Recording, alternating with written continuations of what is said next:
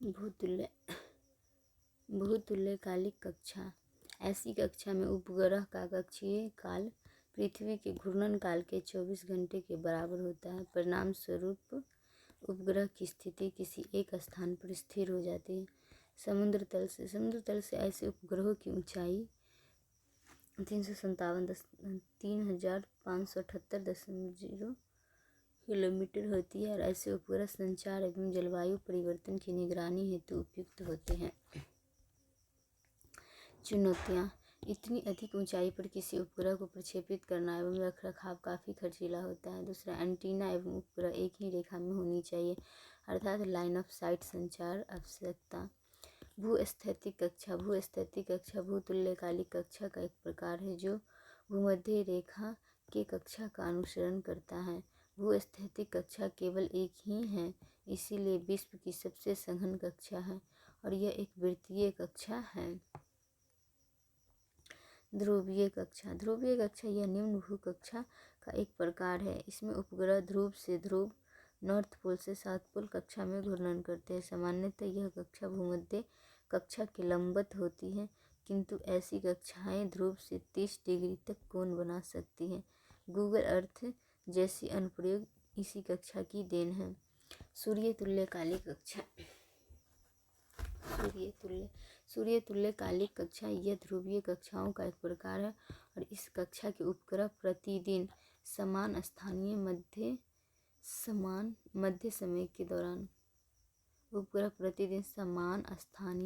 समय के दौरान किसी निश्चित क्षेत्र से गुजरते हैं। इस कक्षा वाली उपग्रह सदैव समान सूर्य की रोशनी प्राप्त करते हैं। सूर्य तुल्यकालिक कक्षा। ये हुई सूर्य तुल्यकालिक कक्षा, ये ध्रुवीय कक्षा, ये भूतुल्यकालिक कक्षा, ये भूस्थैतिक कक्षा।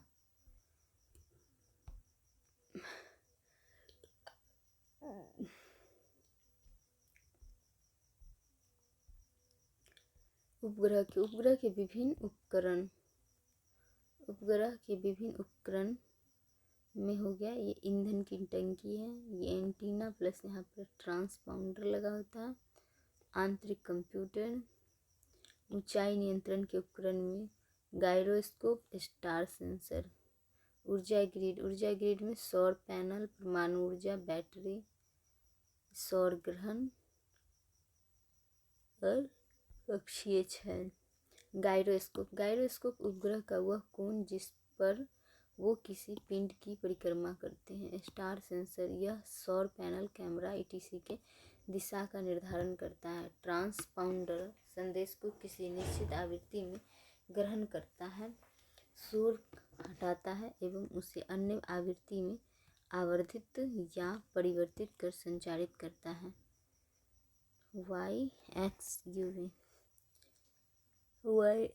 Gamma ray, X ray, ultraviolet रे, विबग्योर, फिर infrared, radio wave, microwave, radio wave is a long short compromise between S and X और एक्स डिफेंस के का मतलब कर्ज एवं के कर्ज और कर्ज अंडर शॉर्ट से थोड़ा नीचे, कुर्ज शॉर्ट से थोड़ा नीचे और शॉर्ट से ऊपर, कुर्ज एवं डिफेंस। एंटीना का साइज घटता है। लॉन्ग से कर्ज एवं की तरफ जाने पर एंटीना का साइज घटता है, आवृत्ति बढ़ता है, तकनीकी बढ़ता है, बारिश से प्रभावित भी ज़्यादा होता है।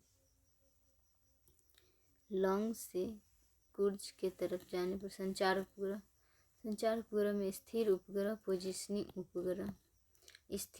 स्थिर उपग्रह एंटीना लाइन ऑफ साइट में होनी चाहिए। टीवी, इंटरनेट, का बैंड। पोजिशनिंग उपग्रह एंटीना लाइन ऑफ साइट में आवश्यक नहीं। GPS, नैविक, नौ परिवहन, L and S band. C versus Ku का बैंड, सी वर्सेज कू का बैंड। सी बैंड एंटीना बड़ा तकनीक तुलनात्मक कम आवृत्ति कम बारिश से प्रभावित नहीं होता है। सी बैंड व्यापार के लिए प्रयुक्त है। सी बैंड महंगा स्पेक्ट्रम बैंडविड्थ चौड़ी सड़क वाला होता है। कू का बैंड उन्नत तकनीक। कू का बैंड आवृत्ति ज़्यादा होता है, इसमें बारिश से प्रभावित भी ज़्यादा होता है। और कू का बैंड एंटीना छोटा होता है। होम डीटीएच सस्ते स्पेक्ट्रम होता है। L versus S band. L band mobile नौ परिवहन ETC में प्रयोग होता है और एल बैंड की एक्यूरेसी एस बैंड की तुलना में कम होती है। ये बारिश से प्रभावित नहीं होते। एल बैंड बारिश से प्रभावित नहीं होते, किंतु मानव निर्मित प्राकृतिक बैरियर से प्रभावित हो सकते हैं। संचार में स्थिर पोजिशनिंग में GPS mobile positioning S band L band natural plus manmade barrier से प्रभावित होता है। एल बैंड स्थिर टीवी इंटरनेट। सी बैंड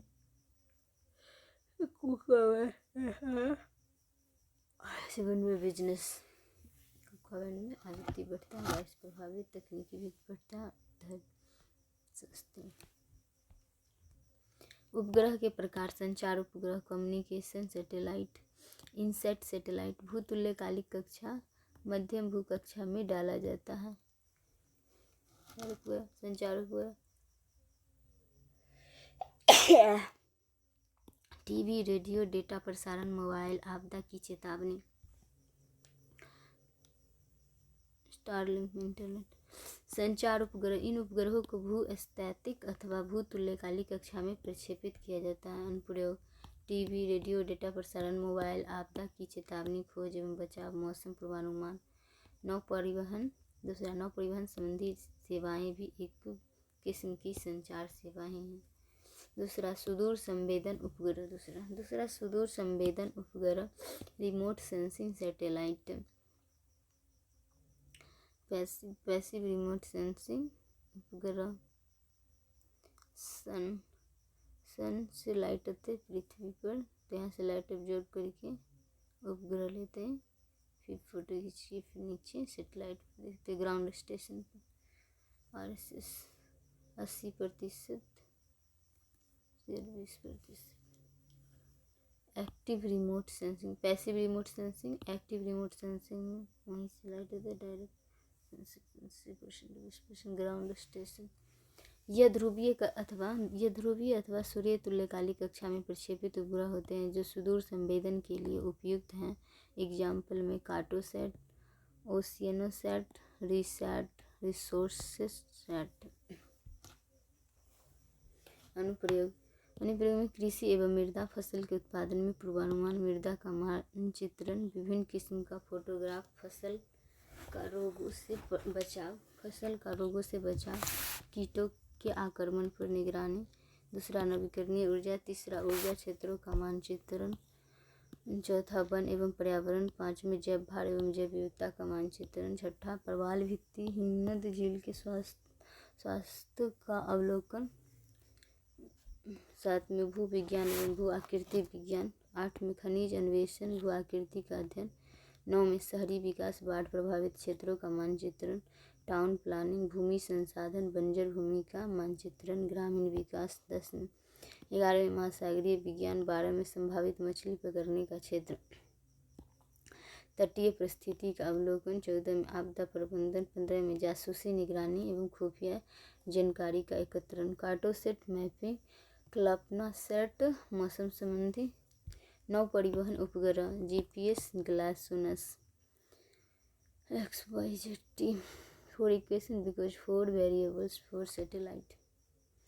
GPS 30 से अधिक उपग्रहों GPS के फायदे। GPS 30 से अधिक उपग्रहों का समूह है जो पूरे विश्व में अपनी सेवाएं देता है। इसे नैव स्टार के रूप में विकसित किया गया है। GPS द्वारा 2 प्रकार की सेवाएं दी जाती है, स्टैंडर्ड पोजीशनिंग सेवा जो सभी के लिए उपलब्ध है, एवं दूसरा डिसीजन पोजीशनिंग सेवा जो केवल उनकी मिलिट्री के लिए उपलब्ध है। अनुप्रयोग एप्लीकेशन। लोकेशन जीपीएस का उपयोग लोकेशन, नौ परिवहन, विश्व का मानचित्रण, tracking, power grid, ATM, mobile ETC के क्रियाकलापों को समकालिक बनाना। Gagan Gagan GPS aided geo augmented navigation. Gagan Africa से ऑस्ट्रेलिया के क्षेत्र में कार्य करने वाली प्रणाली है जो भूमध्य आयनो स्फेरिक क्षेत्र में निर्देश संचालन हेतु विश्व की प्रथम प्रणाली है। इस प्रणाली में जीसैट 8, जीसैट 10 एवं जीसैट 15 जैसे भूतुल्यकालिक उपग्रह शामिल है जो 24x7 हिंद महासागर की निगरानी करते हैं। गगन को इसरो एवं भारतीय विमानपत्तन प्राधिकरण द्वारा संयुक्त रूप से विकसित किया गया है। यद्यपि गगन को विमानन के लिए विकसित किया गया है, किंतु इसका उपयोग परिवहन, सर्वेक्षण, दूरसंचार, सुरक्षा एजेंसी ईटीसी द्वारा भी किया जा सकता है। गगन का इस्तेमाल जेमिनी कर रहा है। गगन इनेबल्ड जेमिनी का full form Gagan enabled mariners instrument for navigation and information Gemini Bharat सरकार द्वारा गहन महासागरीय गतिविधियों में संलग्न मछुआरों को परामर्श सेवाएं देने हेतु जेमिनी की शुरुआत की गई है। NavIC the Indian regional navigation satellite system IRNS का ही नाम नेविक पड़ गया है। Navigation with Indian constellation. GPS की तरह नेविक भी नौ परिवहन सेवा देगा जो 8 उपग्रहों के माध्यम से भारत की तटरेखा से 1500 किलोमीटर दूर तक सेवाएं प्रदान कर सकता है। यह भी 2 प्रकार की सेवाएं देगा, एक में स्टैंडर्ड पोजीशनिंग सेवा एवं दूसरा प्रतिबंधित सेवा। जीपीएस ग्लासोनस वैश्विक प्रणाली है, जबकि लॉन्च वाहन या प्रमोशन यान 1963 में साउंडिंग रॉकेट प्राप्त यूएसए से 1970 में साउंडिंग रॉकेट रोहिणी स्वदेशी। पीएसएलवी इसरो का हॉर्स। जीएसएलवी 2001 में आया था और इसको इसरो का बाहुबली कहा जाता है। 1980 में SLV doctor Kalam satellite launch vehicle 40 kg। 1990 में SLV 150 kg augmented satellite launch vehicle. 1993 में PSLV polar satellite launch vehicle. 2001 में GSLV geosynchronous satellite launch vehicle. सबसे पहले रहे थुम्बा में लॉन्च साइट रहे, उसके बाद श्री हरिकोटा वर्तमान में लॉन्च साइट है। लॉन्च साइट का चुनाव भूमध्य रेखा के निकट होना चाहिए, मध्य रेखा के निकट होना चाहिए और ई ग्रेटर देन RP, जी समानुपाती 1/8। दूसरा स्थान पूर्व दिशा में होना चाहिए, वेस्ट टू ईस्ट। पेलोड उपग्रह यान, पेलोड में क्या होइ छै, उपग्रह होइ छै, यान होइ छै। प्रणोदक प्रोपेलेंट में ईंधन 15 से 20%, ऑक्सीकारक ऑक्सीडाइजर 80 से 85%। और स्टेफन बूस्टर ईंधन या थ्रस्टर जो 90 डिग्री पर लगे होते हैं। ईंधन सैटेलाइट में ईंधन, ठोस ईंधन, तरल ईंधन, क्रायोजेनिक ईंधन। ठोस ईंधन वहन अवलिक रखरखाव आसान। ठोस ईंधन संक्षारण की समस्या नहीं। ठोस ईंधन में वजन ज़्यादा होता है। ठोस ईंधन आधारित ईंधन एक बार बंद होने पर दोबारा शुरू नहीं होते हैं। ठोस ईंधन ज़्यादा थ्रस्ट उत्पन्न करेंगे। तरल ईंधन वाहन अवलिक रखरखाव कठिन होता है। तरल ईंधन संक्षारण की समस्या होती है। तरल ईंधन में वजन कम होता है। तरल ईंधन तरल आधारित ईंधन एक बार बंद होने पर दोबारा शुरू होते हैं। तरल ईंधन कम थ्रस्ट उत्पन्न करेंगे। क्रायोजेनिक ईंधन में मिश्रित ईंधन जो कम लेस देन 0 डिग्री सेल्सियस, तरल H2 -253 डिग्री सेल्सियस, तरल O2 -183 डिग्री सेल्सियस। इसकी दक्षता तरल ईंधन की अपेक्षा 1.5 गुनी है। PSLV polar satellite launch vehicle ध्रुवीय कक्षा में छोड़ेगा। और PSLV में स्ट्रेफन और बूस्टर ठोस ईंधन, यहाँ पर विकास रुको नहीं है ठोस। PSLV polar satellite launch vehicle में चार चरण में पहली चरण में लिक्विड, दूसरी चरण में सॉलिड, फिर तीसरी चरण में लिक्विड और फिर फोर्थ चरण में सॉलिड। लिक्विड में विकास इंजन फ्रांस का वाइकिंग इंजन का डेरिवेटिव है और विकास इंजन स्वदेशी इंडियन है। और पेलोड ध्रुवीय में 1300 kg भूतुल्यकालिक, 1800 से 2000 kg में ध्रुवीय कक्षा, 1300 kg भूतुल्यकालिक। GSLV भूतुल्यकालिक कक्षा में छोड़ेगा। GSLV में 10,000 kg के ध्रुवीय कक्षा में और 4000 kg भूतुल्यकालिक में। पेलोड या क्रायोजेनिक इंजन के बाद लिक्विड फिर सॉलिड। लिक्विड में विकास इंजन इंडियन स्वदेशी, सॉलिड उसके बाद स्ट्रेफन और बूस्टर तरल ईंधन। जेट इंजन की गति ध्वनि की गति से अधिक होती है जो तरल इंजन का उपयोग करता है। जेट इंजन के 3 चरण होते हैं।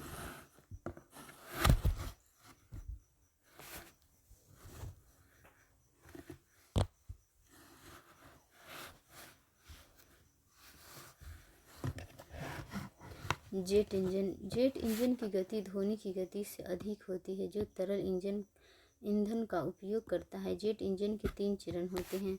एक में दाब कंप्रेशन, हवा को दबाया जाता है जिससे हवा की गति बढ़ जाती है एवं हवा का फैलाव होता है। दूसरा दहन कंबसन, गर्म हवा ईंधन से मिलती है और ईंधन का दहन होता है। तीसरा एक्सपेंशन फैलाव, गर्म हवा तेजी से बाहर की ओर निकलती है जिससे थ्रस्ट बल बनता है और इंजन आगे की दिशा में बढ़ता है। जेट इंजन के 3 प्रकार होते हैं। टर्बोजेट गति 3.5 मैक से अधिक होता है। रैमजेट गति 3.5 मैक से 6 मैक की गति। स्क्रैमजेट 6 मैक से 8 मैक की गति। जेट इंजन रॉकेट से निम्न प्रकार से भिन्न होते हैं। रॉकेट के अंदर ऑक्सीकारक का चैम्बर होता है जबकि जेट इंजन वायुमंडल से O2 प्राप्त करता है। परिणाम स्वरूप जेट इंजन की क्षमता और दक्षता बढ़ जाती है। दूसरा उपग्रह प्रक्षेपण में लागत 10 गुना तक कम हो सकती है जिससे वैश्विक अंतरिक्ष व्यापार में वृद्धि हो सकती है। RLV रीयूजेबल लॉन्च व्हीकल की चुनौतियाँ, जेट इंजन की चुनौतियाँ। एक में स्क्रैमजेट इंजन जब काफ़ी अधिक गति प्राप्त कर लेता है तो तापमान वृद्धि के कारण इंजन में प्रयुक्त सामग्रियाँ ऐसी होनी चाहिए जो इस तापमान को झेल सके। दूसरा स्क्रैमजेट इंजन को पहले चरण में इस्तेमाल नहीं किया जा सकता। इसरो मिशन 1961 में परमाणु ऊर्जा विभाग के अंतर्गत अंतरिक्ष अनुसंधान की शुरुआत की गई। दूसरा 1962 में विक्रम साराभाई की अध्यक्षता में भारतीय राष्ट्रीय अंतरिक्ष अनुसंधान समिति का गठन। तीसरा 1969 में इसी समिति का नाम बदलकर इसरो रखा गया। चौथा अंतरिक्ष आयोग एवं अंतरिक्ष विभाग का गठन किया गया और जो प्रधानमंत्री कार्यालय के अधीन आता है। पाँचवा अंतरिक्ष आयोग अंतरिक्ष से संबंधित नीति निर्माण एवं दिशा निर्देश का कार्य करता है जबकि अंतरिक्ष विभाग नीतियों का क्रियान्वयन करता है।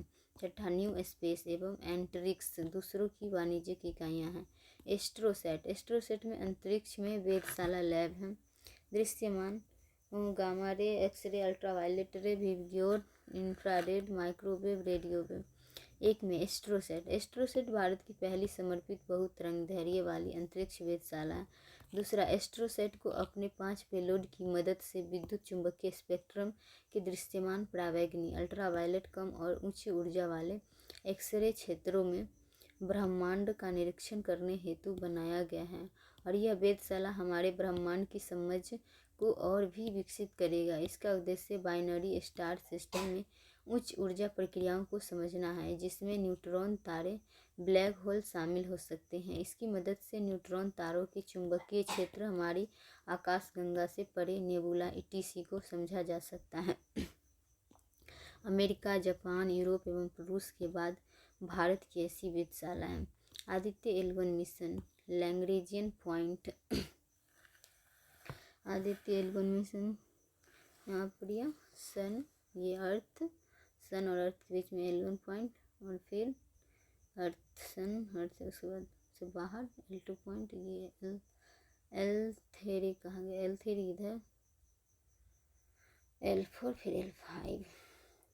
लैग्रेंजियन बिंदु किसी भी दो खगोलीय पिंडों के बीच ऐसे बिंदु होते हैं जहां दोनों पिंडों का गुरुत्वाकर्षण बल संतुलित हो जाता है, अर्थात इन बिंदुओं पर गुरुत्वाकर्षण बल शून्य होता है। किन्हीं भी दो खगोलीय पिंडों के बीच ऐसे 5 बिंदु होते हैं, L1, L2, L3 बिंदु यूलर नामक वैज्ञानिक ने खोजा था, जो अस्थायी बिंदु है।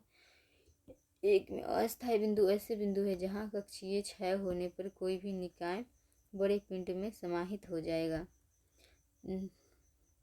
तीसरा है L4 एंड L5 लैग्रेंजियन नामक वैज्ञानिक ने खोज किया था, जो अस्थायी बिंदु है। इसरो के आदित्य मिशन को L1 पर रखा जाएगा।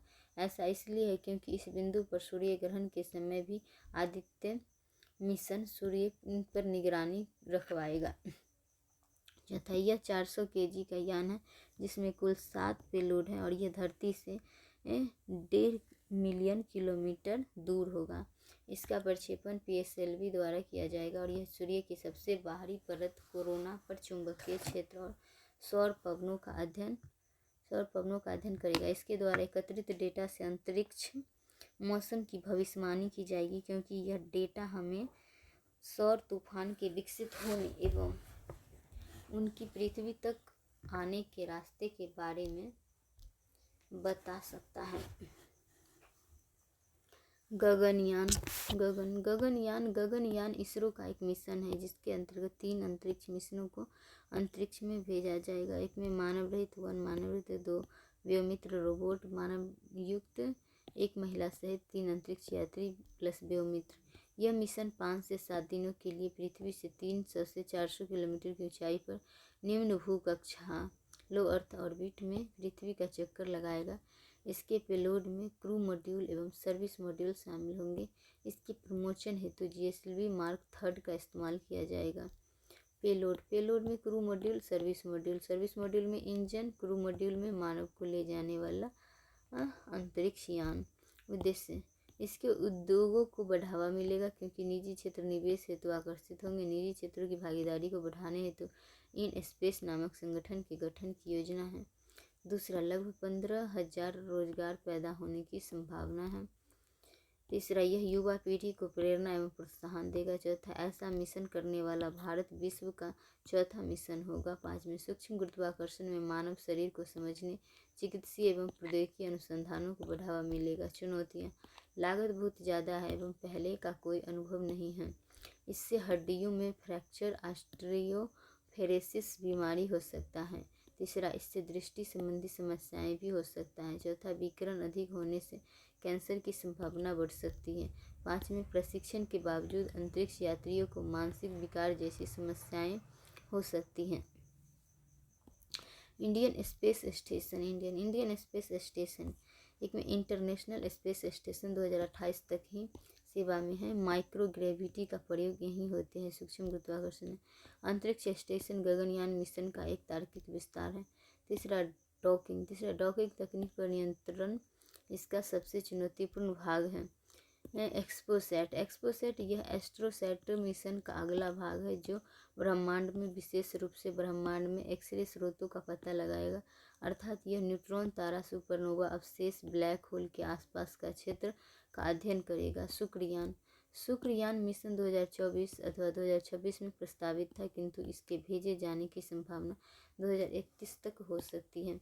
ऐसा इसलिए प्रस्तावित है क्योंकि हर 19 माह में शुक्र पृथ्वी के निकटतम होता है, जिससे ईंधन की काफ़ी बचत हो सकती है। उद्देश्य, एक में पृथ्वी की तुलना में सूर्य से 30% करीब होने के कारण शुक्र आयनमंडल और सौर विकिरण का अध्ययन। दूसरा, शुक्र की संरचना एवं गुरुत्वाकर्षण लगभग पृथ्वी के समान है। तीसरा, शुक्र के वायुमंडल में कार्बन डाइऑक्साइड की प्रचुरता का अध्ययन भी इस मिशन का उद्देश्य है। मंगलयान फर्स्ट एक में मंगलयान फर्स्ट अमेरिका, रूस और यूरोपियन स्पेस एजेंसी के बाद भारत द्वारा सफलतापूर्वक निष्पादित किया गया।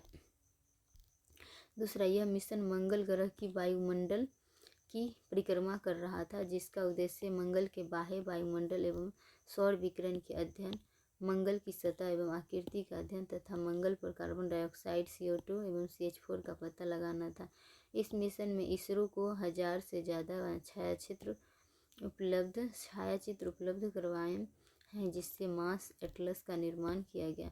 मंगलयान 2 यह मंगलयान मिशन का अगला चरण है जो मंगल की सतह पर उतरेगा और इस मिशन में लैंडर एवं रोवर में पहिए वाला रोबोट की सुविधा उपलब्ध होगी। चंद्रयान फर्स्ट मिशन यह PSLV द्वारा प्रक्षेपित मिशन था जो चंद्रमा की परिक्रमा कर रहा था। दूसरा, चंद्रयान फर्स्ट द्वारा निम्न जानकारियां प्राप्त होगी। तीसरा, जल होने के साथ साक्ष्य होने की पुष्टि। चौथा, चंद्रमा एक समय पिघली हुई अवस्था में था।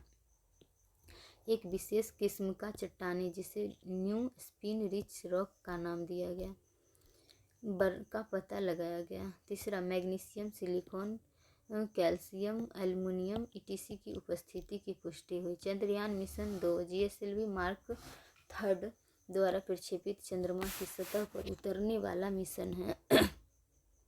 यह मिशन चंद्रमा की दक्षिणी ध्रुव पर लैंड कराया गया है। दक्षिणी ध्रुव पर पहुंचने वाला भारत पहला देश है। अमेरिका, रूस, चीन के बाद नियंत्रित लैंडिंग करने वाला भारत चौथा देश है। चूँकि चंद्रमा का दक्षिणी ध्रुव छायांकित क्षेत्र अंततः जल होने की संभावना अधिक है। यह मिशन विशिष्ट रासायनिक संरचना वाली चट्टान का भी अध्ययन करेगा। लैंडर विक्रम रोवर प्रज्ञान चंद्रयान मिशन 3 इसके अंतर्गत एक नया लैंडर भेजा जाएगा ताकि धरती से पुनः संपर्क साधा जा सके।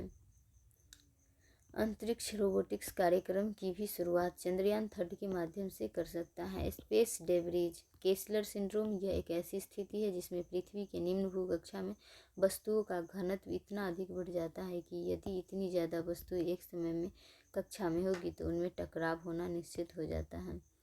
इसके अनुसार शुरुआत में छोटे मलबे एवं सैटेलाइट के मध्य टक्कर से और छोटे मलबे बनेंगे तो कालांतर में टक्करों का बढ़ावा देगा और ये टक्कर तब तक होंगे जब तक अंतरिक्ष में केवल छोटे मलबे ही न रह जाएं। ESA remove debris mission harpoon the satellite lidar कक्षीय है। यह यूरोपियन स्पेस एजेंसी का प्रस्तावित प्रयात्मक मिशन है जिसके अंतर्गत निम्न उपाय प्रस्तावित है। हार्पून कैप्चर किसी भालानुमा आकृति के माध्यम से मलबे को हटाना। दूसरा, नेट कैप्चर जालनुमा संरचना के माध्यम से मलबे को हटाना। तीसरा, लिडार कैमरा एवं लिडार उपकरण के माध्यम से मलबे की जानकारी प्राप्त करना। चौथा, ड्रैग सेल के माध्यम से कक्षीय पतन को तीव्र करना। 5वें, इसरो द्वारा अंतरिक्ष मलबा मिशन केंद्र की शुरुआत की गई है जो अंतरिक्षीय मलबों को निगरानी करते हुए उसके उपग्रहों से टकराने की संभावना को कम करेगा। छठा, दूसरों ने प्रोजेक्ट नेत्र भी शुरू किया है जो एक चेतावनी संयंत्र के रूप में कार्य करेगा। जापान ने भी अंतरिक्ष मलबा हटाने के लिए यूरोपियन स्पेस एजेंसी जैसा प्रयोगात्मक कार्यक्रम मिशन शुरू किया है। 8वें, चीन द्वारा क्लीन अप मिशन इसी दिशा में समर्पित है। बाह्य अंतरिक्ष संधि 1967 में यह संधि संयुक्त राष्ट्र के माध्यम से प्रस्तावित की गई थी जो अंतरिक्ष को सैन्य एवं आक्रामक उपयोग हेतु प्रतिबंधित करती है। दूसरा, बाह्य अंतरिक्ष में खोज सभी देशों के हित एवं संपूर्ण मानव जाति के लिए किया जाएगा। तीसरा, बाह्य अंतरिक्ष सभी देशों के अन्वेषण हेतु उपलब्ध होगा। चौथा, परमाणु हथियार अथवा विनाश के अन्य हथियारों को अंतरिक्ष में नहीं रखा जाएगा। 5वें, चंद्रमा और अन्य खगोलीय पिंडों को शांतिपूर्ण उद्देश्य के लिए उपयोग किया जाएगा। 6ठा, अंतरिक्ष यात्रियों को मानव जाति का दूत माना जाएगा। 7वें, संबंधित देश अपने अंतरिक्ष अन्वेषणों के कारण होने वाले नुकसान के लिए उत्तरदायी होंगे। चुनौतियाँ बाह्य अंतरिक्ष परिभाषित नहीं है। दूसरा, हमने अब खगोलीय पिंडों का खनन भी शुरू कर दिया है। हायाबुसा सेकेंड सैटेलाइट को ध्वस्त करने वाली मिसाइलों का भी इस्तेमाल शुरू हो चुका है। IPR इंटेलेक्चुअल प्रॉपर्टी राइट्स बौद्धिक संपदा अधिकार।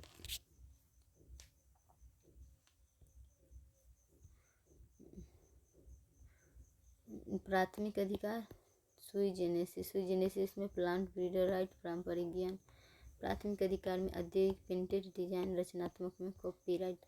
IPR वे अधिकार हैं जो किसी व्यक्ति या संस्था को अनेक बौद्धिक सृजन के लिए दिए जाते हैं, और ये अधिकार मानवाधिकारों की सार्वभौमिक घोषणा पत्र के अनुच्छेद 27 में भी निहित हैं। आईपीआर का महत्व: यह नवाचार को प्रोत्साहित करता है। दूसरा, आईपीआर ज्ञान अर्थव्यवस्था की तरफ प्रेरित करती है। तीसरा, यह रचनाकारों के अधिकारों की भी रक्षा करता है। इससे ईज ऑफ डूइंग बिजनेस को बढ़ावा मिलता है। बाह्य अंतरिक्ष संधि। बाह्य अंतरिक्ष संधि 1967। बाह्य अंतरिक्ष संधि 1967 में यह संधि संयुक्त राष्ट्र के माध्यम से प्रस्तावित की गई थी, जो अंतरिक्ष को सैन्य एवं आक्रामक उपयोग हेतु प्रतिबंधित करती है। दूसरा, बाह्य अंतरिक्ष में खोज सभी देशों के हित एवं संपूर्ण मानव जाति के लिए किया जाएगा। तीसरा, बाह्य अंतरिक्ष सभी देशों के अन्वेषण हेतु उपलब्ध होगा। चौथा, परमाणु हथियार अथवा विनाश के अन्य हथियारों को अंतरिक्ष में नहीं रखा जाएगा। पाँचवें, चंद्रमा और अन्य खगोलीय पिंडों को शांतिपूर्ण उद्देश्य के लिए उपयोग किया जाएगा। छठा, अंतरिक्ष यात्रियों को मानव जाति का दूत माना जाएगा। सातवें, संबंधित देश अपने अंतरिक्ष अन्वेषणों के कारण होने वाले नुकसान के लिए उत्तरदायी होंगे। चुनौतियाँ: एक में बाह्य अंतरिक्ष परिभाषित नहीं है। दूसरा, हमने अब खगोलीय पिंडों का खनन भी शुरू कर दिया है। Hayabusa second. तीसरा, सैटेलाइट को ध्वस्त करने वाली मिसाइलों का भी इस्तेमाल शुरू हो चुका है। आईपीआर इंटेलेक्चुअल प्रॉपर्टी राइट्स बौद्धिक संपदा के अधिकार, प्राथमिक अधिकार, free genesis, plant breeder right, company patent, design, रचनात्मक कॉपीराइट।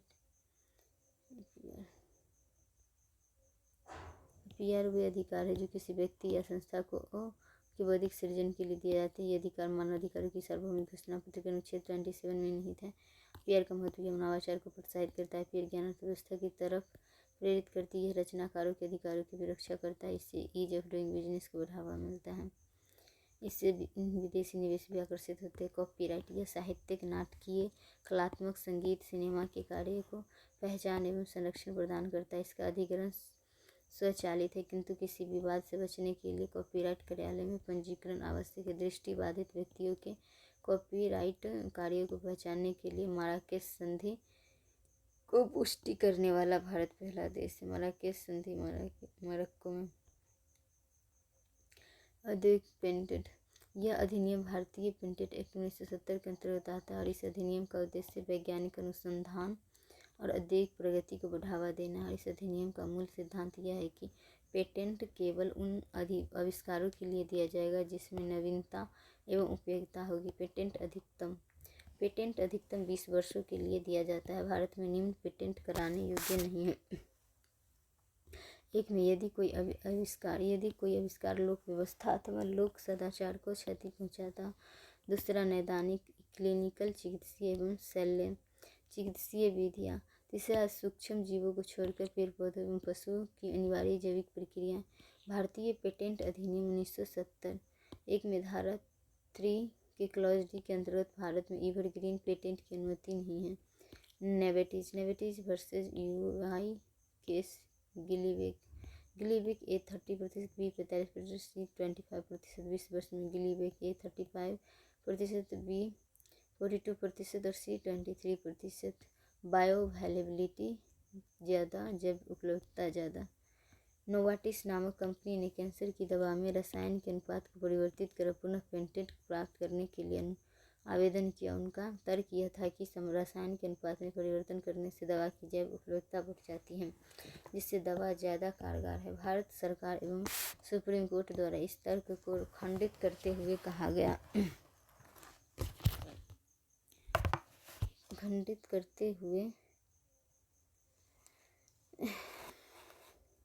सुप्रीम कोर्ट ने इस तर्क को खंडित करते हुए कहा गया, यह कंपनी द्वारा पेटेंट को सदाबहार करने का एक प्रयास है। सेक्शन 84 के clause 1 Bayer pharma, Natco pharma, sorafenib kidney cancer और एलेम्बिक रिवरोक्सेवन ब्लड थिनर। अनिवार्य लाइसेंसिंग धारा 84 के क्लॉज 1 अनिवार्य लाइसेंसिंग की अनुमति देता है, जिसके अंतर्गत कोई भी कंपनी या संस्था अनिवार्य लाइसेंसिंग हेतु पेटेंट स्वीकृति करने के 3 साल बाद आवेदन कर सकते हैं। इस आवेदन हेतु निम्न शर्त आवश्यक है। एक में, यदि आविष्कार द्वारा लक्षित लोगों की आवश्यकताओं को पूरा नहीं किया जा रहा है। दूसरा, दूसरा आविष्कृत वस्तु सस्ते दाम पर उपलब्ध नहीं हो। तीसरा पेटेंट वस्तु देश में क्रियाशील अथवा निर्मित नहीं की जा रही है। चौथा देश में आपातकाल अथवा महामारी की स्थिति हो। क्लिनिकल ट्रायल डाटा में नैदानिक परीक्षण डेटा विशिष्टता, डेटा एक्सक्लूसिविलिटी। ट्रिप्स प्लस के अंतर्गत डेटा विशिष्टता का प्रावधान है। भारतीय पेटेंट अधिनियम डेटा विशिष्टता को कोई संरक्षण प्रदान नहीं करते। दवा कंपनियां अनुसंधान एवं नैदानिक परीक्षणों पर महत्वपूर्ण समय एवं पैसा खर्च करती हैं। इस प्रक्रिया के दौरान भारी मात्रा में उपयोगी डेटा एकत्रित हो जाता है। बाजारों में दवा लॉन्च करने से पूर्व अथवा पेटेंट प्राप्त करने के लिए इन कंपनियों द्वारा समकक्ष कार्यालय को यह डेटा प्रस्तुत करना अनिवार्य है। कंपनियां यह चाहती हैं यह डेटा सरकार द्वारा जेनेरिक दवाओं के निर्माण हेतु किसी तीसरे पक्ष के साथ साझा नहीं किया जाए। यही अपेक्षित प्रावधान डेटा विशिष्टता है। डेटा विशिष्टता का निम्न कारणों से विरोध किया जाता है। एक, यदि जेनेरिक दवा निर्माताओं को नैदानिक परीक्षण वाले डेटा से वंचित रखा जाता है तो उन्हें भी नैदानिक परीक्षण करने होंगे, जिससे दवाओं की लागत बढ़ेगी। दूसरा, नैदानिक परीक्षण के साथ नैतिक मुद्दे भी जुड़े हैं, क्योंकि इसके अंतर्गत पशु एवं मानवों पर परीक्षण किए जाते हैं। तीसरा, ट्रिप्स के अंदर ऐसा कोई प्रावधान नहीं है, इसे ट्रिप्स प्लस अंदर जोड़ा गया है। चौथा, यह पेटेंट को सदाबहार करने का एक तरीका है। ट्रेडमार्क आमतौर पर एक शब्द, वाक्यांश, लोगो, छवि या इन सभी का संयोजन है। गैर पारंपरिक ट्रेडमार्क जैसे रंग, गंध, संगीतमय ध्वनि को भी मान्यता प्राप्त है। ट्रेडमार्क आक्रामक नहीं हो सकती। या डिजाइन पेटेंट इसके अंतर्गत मूल औद्योगिक डिजाइन्स को संरक्षण दिया जाता है, जिसमें लुक, त्रिआयामी विशेषताएं शामिल है। इन्हें लगभग 10 वर्ष के लिए दिया जाता है। भौगोलिक संकेतक जियोग्राफिकल इंडिकेशंस भौगोलिक संकेतक अधिनियम 1999 के अंतर्गत भौगोलिक संकेत या जीआई टैग उन उत्पादों के लिए दिया जाता है जिनकी एक विशिष्ट भौगोलिक उत्पत्ति होती है अथवा विशिष्ट गुण होते हैं जो भौगोलिक मूल के कारण उन उत्पादों में निहित है। इसे ट्रिप्स द्वारा भी मान्यता प्राप्त है। व्यापार रहस्य ट्रेड सीक्रेट कुछ व्यापार द्वारा गुप्त सूचना, रसायनों की रिपोर्ट etc सरकार को दी जाती है, जिसे सरकार द्वारा गुप्त रखा जाना चाहिए। अर्थात व्यापार रहस्य वे सूचनाएं होती है जिनका वाणिज्यिक मूल्य होता है। Protection of plant varieties and farmers rights PPVFR प्रजनक, वैज्ञानिक, शोधकर्ता, किसान। इस अधिनियम के अंतर्गत अद्वितीय तरीके से पादप प्रजाति को सुरक्षा प्रदान की जाती है। इसके अंतर्गत निम्न अधिकार शामिल हैं। एक में प्रजनकों का अधिकार। प्रजनकों को संरक्षित किस्म का उत्पादन, विक्रय, वितरण एवं आयात निर्यात करने का अनन्य अधिकार होता है। अधिकारों का उल्लंघन होने पर वे दीवानी कार्यवाही कर सकते हैं। दूसरा में शोधकर्ताओं का अधिकार। शोधकर्ता प्रयोग या अनुसंधान के लिए इस अधिनियम के अंतर्गत पंजीकृत किसी भी किस्म का उपयोग कर सकते हैं। तीसरा, किसानों का अधिकार। नई किस्म विकसित या उत्पन्न करने वाला किसान भी प्रजनकों की तरह पंजीकरण और संरक्षण प्रदान कर सकता है। इस अधिनियम के अंतर्गत संरक्षित बीज का उपयोग कृषि के लिए किसान उसी प्रकार कर सकता है जिस तरह वह अधिनियम के प्रभावी होने से पूर्व करता था, किंतु किसान द्वारा संरक्षित किस्म के ब्रांडेड बीज का विक्रय नहीं किया जा सकता। पारंपरिक ज्ञान के संरक्षण हेतु पारंपरिक ज्ञान डिजिटल लाइब्रेरी का निर्माण CSIR एवं आयुष मंत्रालय द्वारा किया गया, जो हमारे पारंपरिक ज्ञानों को दुरुपयोग के प्रयासों को विफल करने में सक्षम रहा है। इस क्षेत्र में बड़ी चुनौती इस लाइब्रेरी का प्रभावी प्रचार, विकास एवं उपयोग है। इस समय यह लाइब्रेरी 5 स्थानीय भाषा संस्कृत, उर्दू, तमिल, फारसी और अरबी में मौजूद है और इसके अतिरिक्त इन्हें 5 अंतर्राष्ट्रीय भाषा अंग्रेजी, फ्रेंच, जर्मन, जापानी एवं स्पेनिश में अनुवाद किया गया। आयुष मंत्रालय के एक अनुसंधान परिषद जनजातीय स्वास्थ्य देखभाल को लागू कर रही है, जिसके अंतर्गत पारंपरिक दवाओं के विषय में जानकारी प्राप्त होगी। राष्ट्रीय बौद्धिक संपदा अधिकार नीति 2016 एक में समाज के सभी वर्गों में बौद्धिक संपदा अधिकारों के आर्थिक, सामाजिक एवं सांस्कृतिक लाभों के प्रति जागरूकता पैदा करना। दूसरा, IPR के सृजन को प्रोत्साहन देना। तीसरा, व्यवसायीकरण के जरिए IPR का मूल्य निर्धारण। चौथा, IPR के उल्लंघन से मुकाबला करने के लिए प्रवर्तन एवं न्यायिक व्यवस्था को मजबूत बनाना। 5वां, मानव संसाधनों एवं संस्थानों की शिक्षण, प्रशिक्षण एवं अनुसंधान क्षमताओं को मजबूत बनाना। उपलब्धियाँ, ग्लोबल इनोवेशन इंडेक्स में भारत 2015 में 81वां रैंक की तुलना में 2022 में 40वें स्थान पर पहुँच गया। दूसरा, पेटेंट और ट्रेडमार्क दायर करने में वृद्धि हुई। तीसरा, प्रौद्योगिकी एवं नवाचार सहायता केंद्र विभिन्न राज्यों में स्थापित किए गए, जिसमें विश्व बौद्धिक संपदा संस्थान हमारी मदद कर रहा है और इन केंद्रों के अंतर्गत शैक्षणिक संस्थानों को भी शामिल किया जा रहा है। चुनौतियाँ, भारतीय पेटेंट के अंतर्गत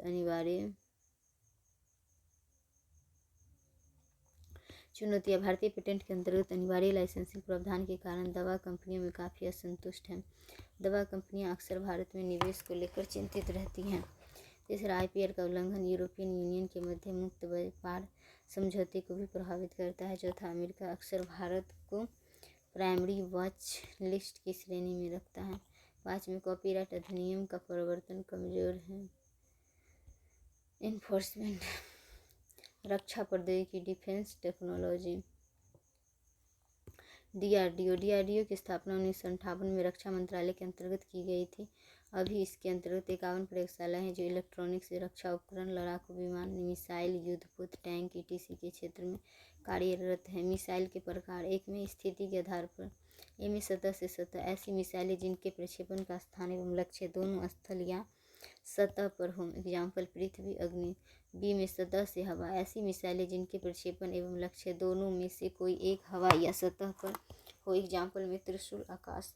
C में हवा से हवा, ऐसी मिसाइलें जिनके प्रक्षेपण एवं लक्ष्य दोनों हवा में हो, एग्जाम्पल अस्त्र।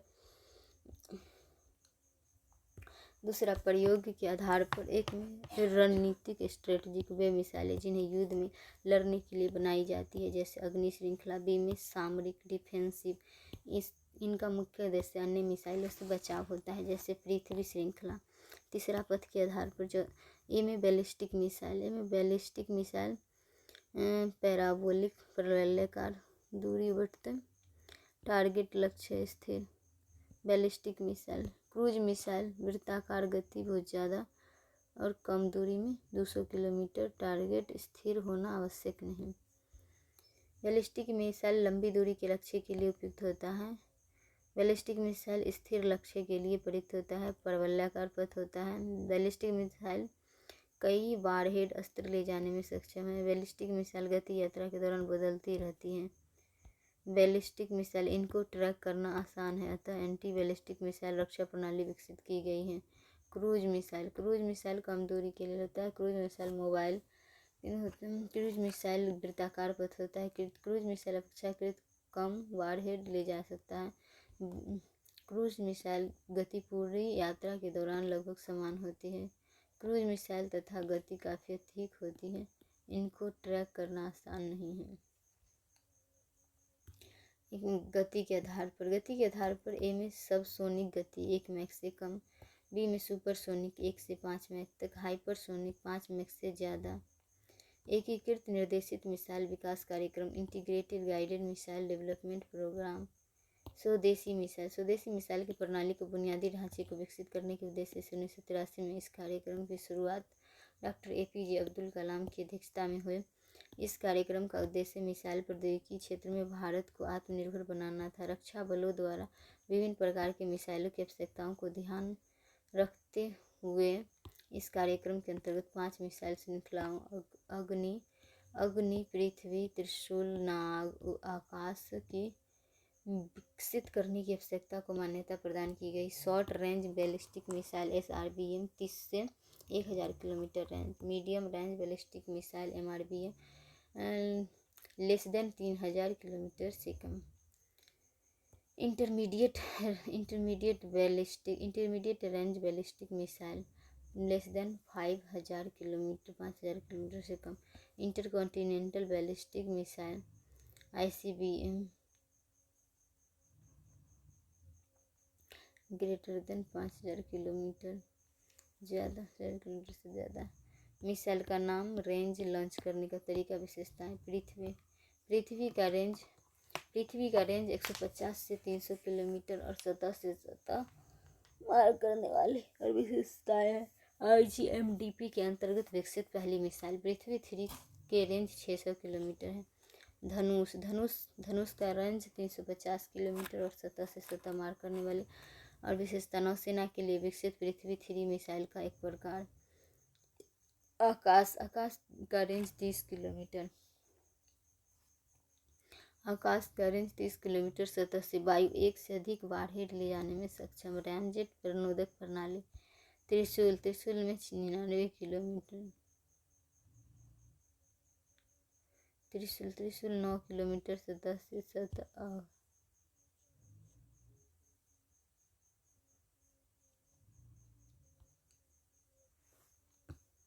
त्रिशूल त्रिशूल का रेंज 9 किलोमीटर और सतह से आकाश में मार करने वाली और यह त्वरित प्रक्रिया वाली मिसाइल है जिसे नौसेना के लिए विकसित किया गया है और यह मिसाइल अब प्रयोग में नहीं है। अस्त्र अस्त्र 80 किलोमीटर। अस्त्र 80 किलोमीटर वायु से वायु सुपरसोनिक गति से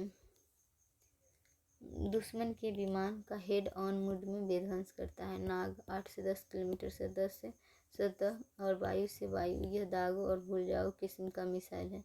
फायर एंड फॉरगेट यह एक एंटी टैंक मिसाइल है। हेलिना नाग का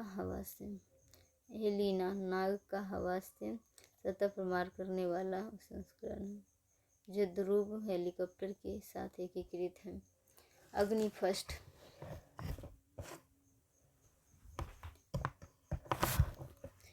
फर्स्ट का रेंज 700 से 800 किलोमीटर सतह से सतह मार करने वाली और न्यूक्लियर क्षमता वाली परमाणु हथियार। अग्नि 2 2000 से 3000 किलोमीटर सतह से सतह मार करने वाली और न्यूक्लियर क्षमता वाली है। अग्नि 3 2500 से 3000 किलोमीटर सतह से सतह और न्यूक्लियर क्षमता वाली। अग्नि 4 3500 से 4000 किलोमीटर सतह से सतह न्यूक्लियर परमाणु क्षमता वाली।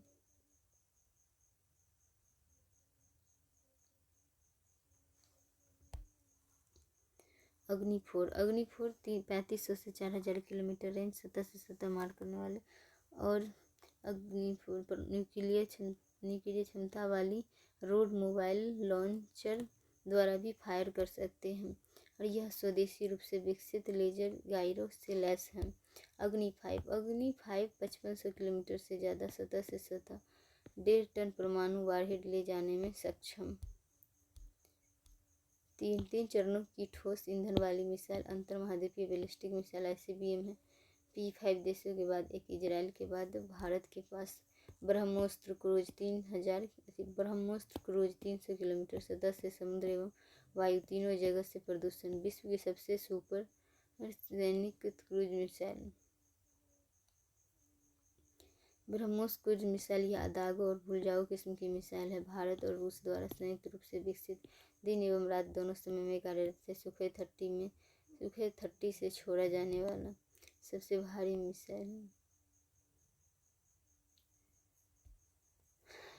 लो रडार सिग्नेचर मतलब रडार आसानी से नहीं पकड़ सकता है। हाइपरसोनिक प्रारूप अभी विकासशील है। ब्रह्मोस में निर्भय का रेंज 1000 किलोमीटर और तीनों जगह से वायु सतह समुद्र वायु। यह सबसोनिक क्रूज मिसाइल है। निर्भय सबसोनिक क्रूज मिसाइल है। निर्भय पहली स्वदेशी सबसोनिक क्रूज मिसाइल है। SLBM submarine launched ballistic missile के सीरीज इंक में सागरिका K-15 रेंज 700 किलोमीटर पानी के अंदर से सतह तक।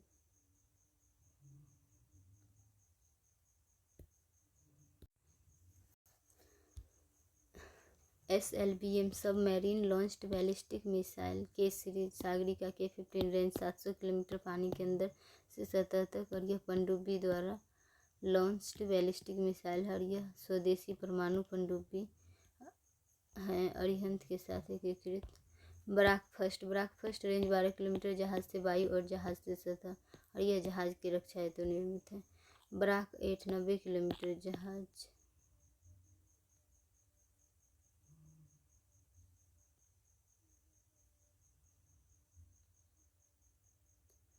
ब्राक 8 का रेंज 90 किलोमीटर जहाज से वायु और जहाज से सतह पर मार करने वाली। यह जहाज के रक्षा हेतु निर्मित है। रुद्र M1 200 किलोमीटर सतह से सतह एवं सतह से वायु। रुद्र M1 यह रेडियो उत्सर्जन करने वाली वस्तुओं को ध्वस्त करता है। यह पहली स्वदेशी एंटी रेडिकेशन मिसाइल है।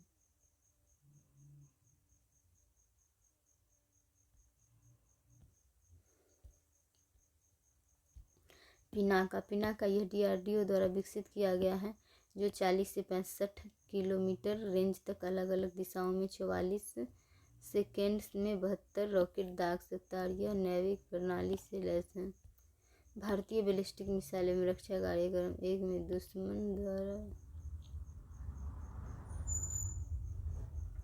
भारतीय बैलिस्टिक मिसाइल रक्षा क्रम में दुश्मन द्वारा मिसाइल का छोड़ा जाना, दूसरा नेत्र द्वारा आसमान से निगरानी करना, तीसरा लॉन्ग रेंज रडार जो आगंतुक मिसाइल की गति, दिशा, दूरी इत्यादि का पता लगाता है, यह इजराइल से प्राप्त है।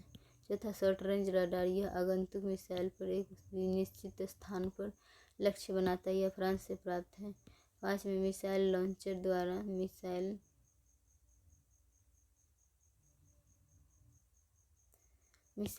द्वारा मिसाइल दागा जाता है, जो आगंतुक मिसाइल की ध्वस्त करता है। मिशन शक्ति, अंतरिक्ष में 300 किलोमीटर की ऊंचाई पर सैटेलाइट को मार गिराने के ऑपरेशन को मिशन शक्ति का नाम दिया गया।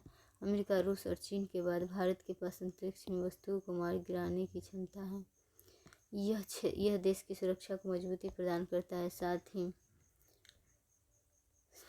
साथ ही वैश्विक स्तर पर भारत की तकनीकी सैन्य शक्ति को प्रदर्शित करता है। नकारात्मक प्रभाव, यह स्टार वार की दिशा में एक कड़ी का कार्य कर सकता है। नौसेना, नेवी, पनडुब्बी, डीजल संचालित न्यूक्लियर ऑपरेटेड INS चक्र 2012।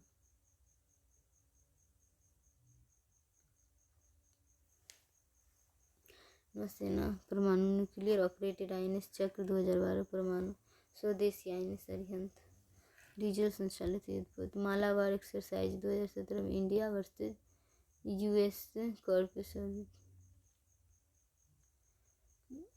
INS सिंधु ध्वज।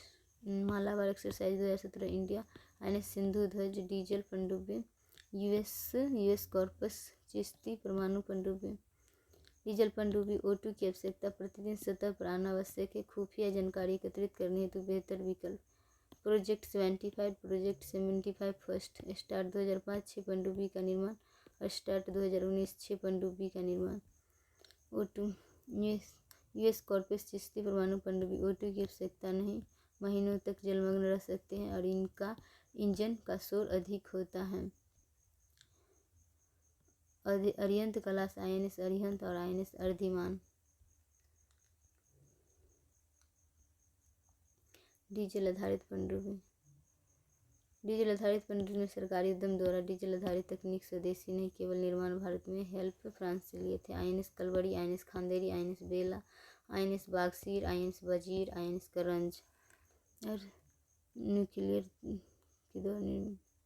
सबमरीन सरकारी प्लस निजी उद्यम द्वारा डीजल आधारित तकनीक स्वदेशी नहीं केवल निर्माण भारत में फ्रांस की हेल्प से। AIPS air independent propulsion system का विकास हाइड्रोजन फ्यूल से। AIPS इसमें हाइड्रोजन फ्यूल सेल का इस्तेमाल होगा जो समुद्री जल से हाइड्रोजन एवं ऑक्सीजन प्राप्त करेंगे।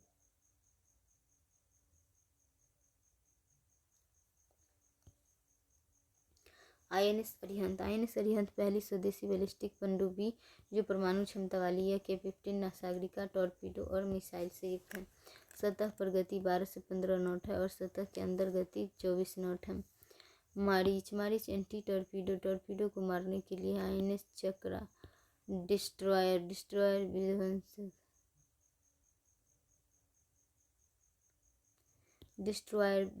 विध्वंसक ये युद्धपोत विमान वाहकों की सुरक्षा हेतु उनके साथ गमन यात्रा करते हैं। कॉर्बेट रणपोत ये आकार में सबसे छोटे होते हैं एवं युद्ध के लिए प्रयुक्त हैं। INS कम मोटा पनडुब्बी को मारने में भी सक्षम है। प्रोजेक्ट 28 के अंतर्गत 4 रणपोत बनाए जा रहे हैं। फ्रीगेट्स युद्धपोत ये पनडुब्बी एवं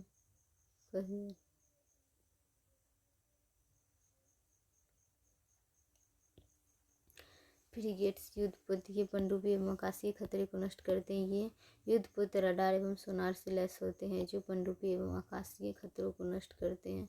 एयरक्राफ्ट कैरियर्स विमान वाहक यह एक ऐसा युद्धपोत है जिस पर लड़ाकू विमान लैंड और टेक ऑफ कर सकते हैं। उदाहरण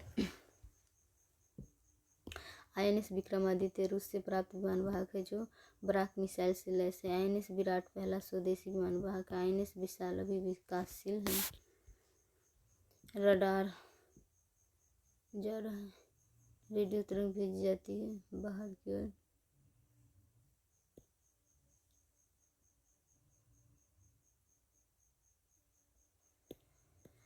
टूटी स्पीड दिन में 10⁸ मीटर प्रति सेकेंड। सोनार पानी के अंदर ध्वनि तरंग भेजी जाती है। लड़ाकू विमान LCA MiG-21 तेजस स्वदेशी light combat aircraft 500 kilometre range 1.8 Mach और 8 हार्ड पॉइंट मिसाइल क्षमता। MCA Rafale MiG-27 Jaguar medium corvette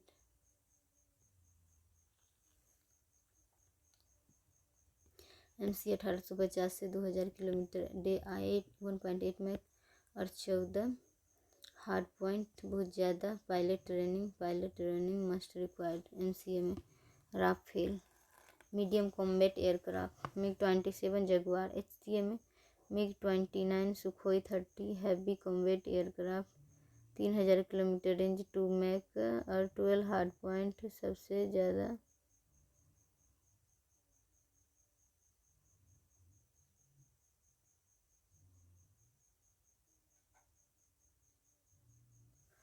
HCA MiG-29 Sukhoi 30 heavy combat aircraft 3000 kilometre range 2 Machs 12 hard point और सबसे कम पायलट ट्रेनिंग।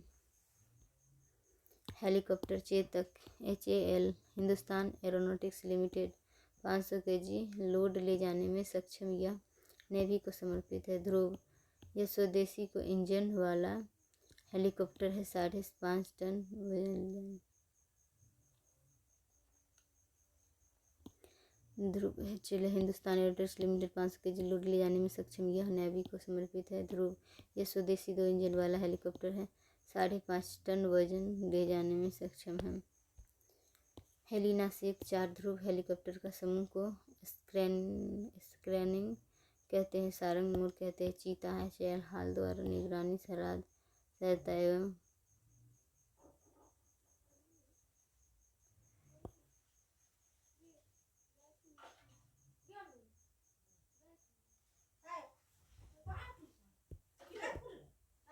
चीता HAL हाल द्वारा निर्मित निगरानी रसद सहायता एवं अधिक ऊंचाई वाला मिशन हेतु प्रेरित सर्वाधिक ऊंचाई पर उड़ने वाला हेलीकॉप्टर का विश्व रिकॉर्ड चीता के नाम पर है। तीसरा प्रचंड हेलीकॉप्टर HAL द्वारा निर्मित हमलावर हेलीकॉप्टर यह 2 इंजन वाला स्वदेशी हेलीकॉप्टर है जो 5000 मीटर की ऊंचाई तक उड़ सकता है। यह रडार विकिरणों को अवशोषित कर सकता है। यह परमाणु एवं रासायनिक हथियार से भी बच सकता है।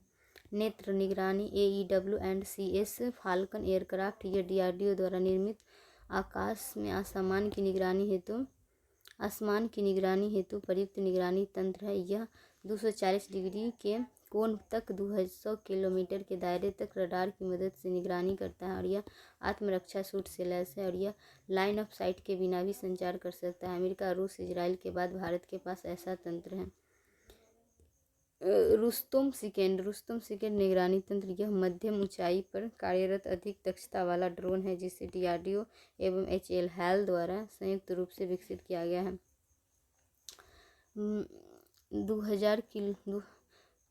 2000 फीट की ऊंचाई तक उड़ सकता है तथा 20 घंटे तक हवा में रह सकता है। यह रात में भी सक्रिय एवं स्वचालित मोड अथवा मानव नियंत्रित मोड में भी कार्य कर सकता है।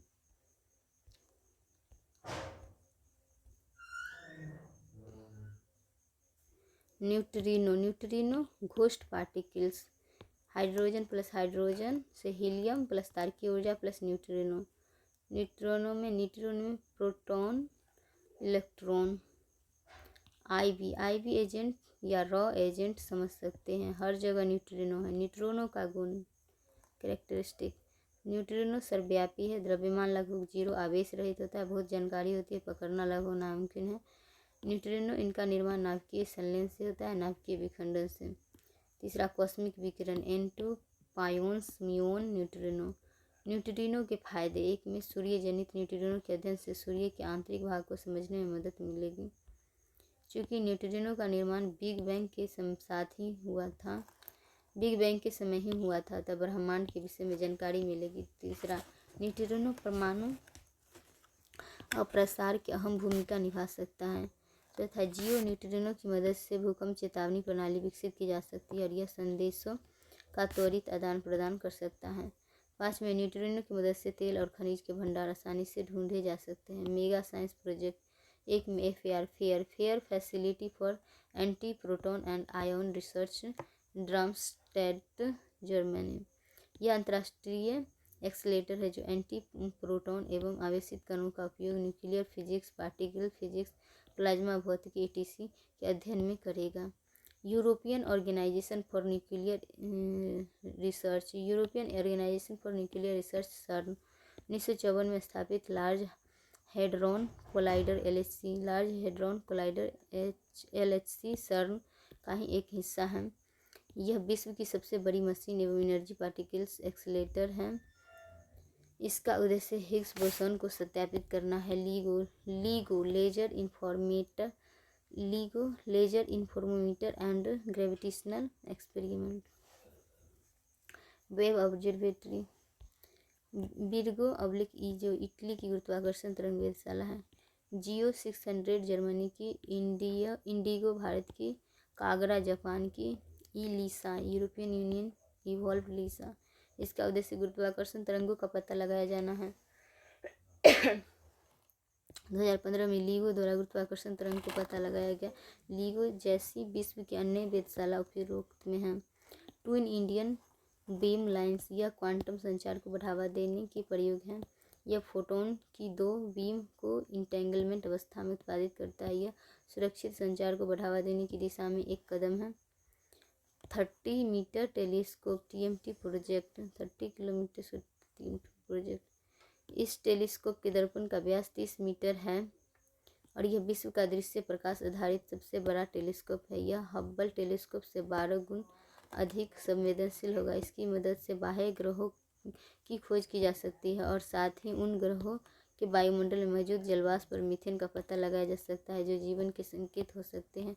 ब्लैक होल का अध्ययन इस टेलीस्कोप का अगला चरण है। Polar research. राष्ट्रीय अंटार्कटिक एवं समुद्री अनुसंधान केंद्र।